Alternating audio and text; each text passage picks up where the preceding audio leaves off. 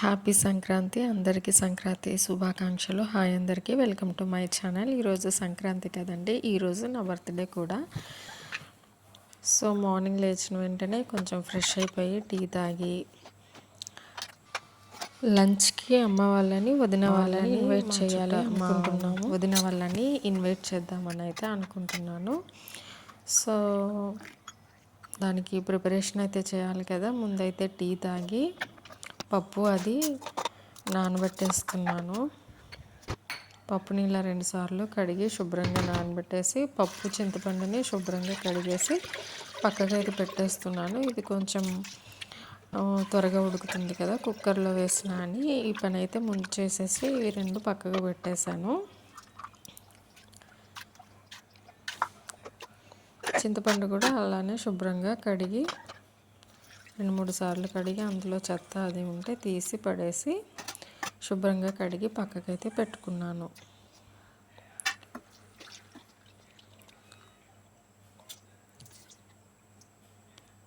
ఇది కూడా శుభ్రం చేసుకున్న తర్వాత స్నానానికి నీళ్ళు అయితే పెట్టుకున్నాను.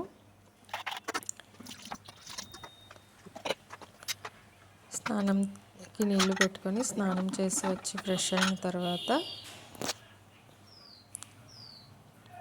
ఇంట్లో టిఫిన్ అయితే ఏం చేయలేదు. ఈరోజు బయట నుంచే తెచ్చారు మా వారు.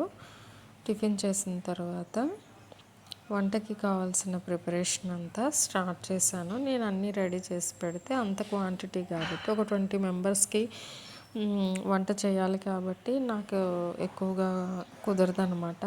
అంటే ఏదో ఒకటి తక్కువ ఎక్కువ అవ్వడం అవుతుంది.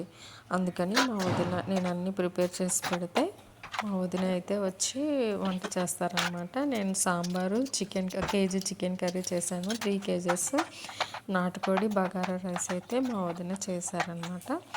నేను ఈ ప్రిపరేషన్ అంతా చేసేసిన తర్వాత ఆవిడొచ్చి వంటలో హెల్ప్ చేశారు నాకు.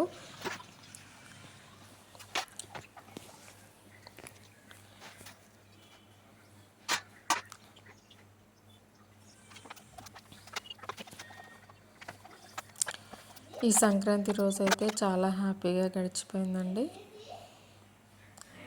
చాలా బాగా అనిపించింది. అందరం ఒక దగ్గర కలిసి ఇట్లా సెలబ్రేట్ చేసుకొని. చూడండి మా సైన్యం మేమే ఉంటాము ఒక 20 మెంబర్స్ వరకు. చాలా హ్యాపీగా అనిపించింది. మరి ఒకసారి అందరికీ హ్యాపీ సంక్రాంతి.